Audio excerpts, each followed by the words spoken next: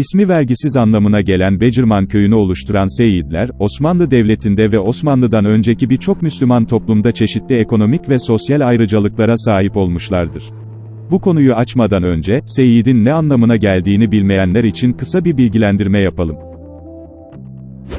İslamiyet öncesi dönemde, bir topluluğun başkanı, ileri geleni, reisi anlamına gelen Seyyid, Peygamber Efendimiz ve 4 halife devrinden sonra, Peygamber Efendimizin soyu ile ilişkili olanları tanımlamak için kullanıldı. Fatımilerle birlikte sınırları daraltılan Seyyid ve Şerif kavramlarından Seyyid, Hazreti Hüseyin'in, Şerif ise Hazreti Hasan'ın soyundan gelenleri tanımlamak için kullanılmaya başlandı.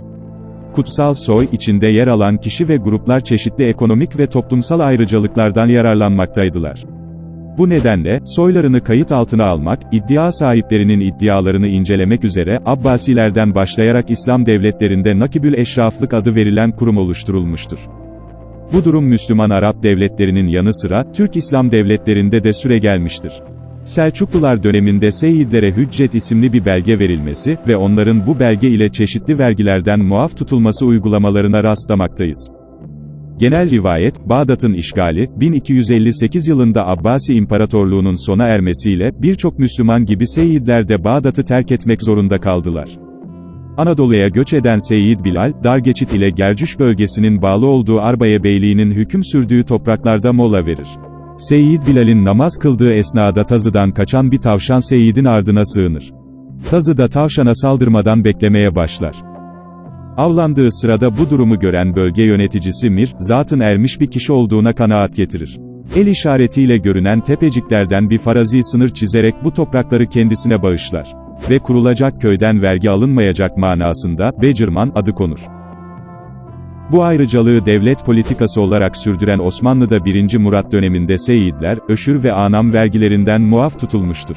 Bu politika, müteseyyidlik denilen sahte seyyidlik iddiasında bulunan kişilerin varlığına yol açmıştır. Bu yüzden, Yıldırım Bayezid döneminde Nakibül Eşraflık adını alacak Saadat Nezareti kuruldu. Merkezi İstanbul'da olan kurumun taşrada temsilcilikleri bulunmaktaydı. Seyyid olduklarına inandıkları ya da, şahitler huzurunda seyyid olduklarını kanıtlayan şahıslara hüccet adı verilen bir belge verilerek, isimleri Nakibül Eşraf defterlerine kaydedilirdi. 16. yüzyılın ikinci yarısından itibaren ekonomik koşulların bozulmaya başlamasıyla sahte seyyidlik iddiaları artmış, bu iddia sahipleri Mısır ve Suriye'de bölgesel güç haline gelmiştir. Tabii bu yalan sonraki nesillerin gerçeği oldu. Bugün seyyid olmamasına rağmen, seyyid olduğunu sanan bir kesimin varlığına inanılıyor.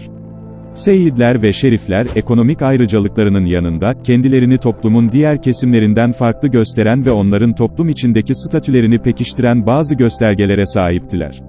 Sadece seyyidlerin taşıyabildikleri yeşil renk gibi. Kişinin seyyidliğini belirten yeşil sarık veya cübbenin giyilebilmesi için her şeyden önce kişinin seyyid olduğunun şahitler huzurunda kabul edilmesi ve kayıt altına alınması gerekmekteydi. Hazreti Hüseyin'in soyundan gelenler seyyid olarak kabul ediliyorsa da, günümüzde, Hazreti Hasan'ın soyundan gelenler de seyyid olarak tanımlanabilmektedir. Becirman seyyidler, Batman, Nusaybin, Midyat ve çevresinde yoğunluktadırlar. Mardin'e bağlı olan, 1990 tarihinde il olan Batman'ın Gercüş ilçesi sınırları içinde yerini alan Becirman köyünün ismi, Türkçe vergili olarak değiştirildi. Cumhuriyet döneminde değiştirildiğinin iddia edilmesine rağmen, resmi kaynaklar incelendiğinde, Becirman ve birçok köyün isminin 1959-68 yılları arasında değiştirilmiş olduğu ortaya çıkmaktadır. 2000'li yılların ortalarında önemli bir tartışma konusu olan eski yerleşim yer adlarının iadesi konusu, 2014 yılında çözüm süreci kapsamında çıkarılan demokratikleşme paketleriyle değiştirildi. Türkiye'yi daha da büyütmek için önemli adım. Becirman tabelası 2014 yılında kendisi de Gerçüşlü olan Maliye Bakanı Mehmet Şimşek tarafından asılarak yaklaşık 50 yıldan sonra tekrar Becirman adını aldı. Köyün verdiği karar ve bu kararın Bakanlar Kurulu tarafından onaylanmasıyla birlikte Türbesi Becirman köyünde bulunan Seyyid Bilal Hazretlerini anma etkinlikleri her yıl Eylül'ün ikinci haftası Perşembe günü Zev adıyla düzenlenmektedir.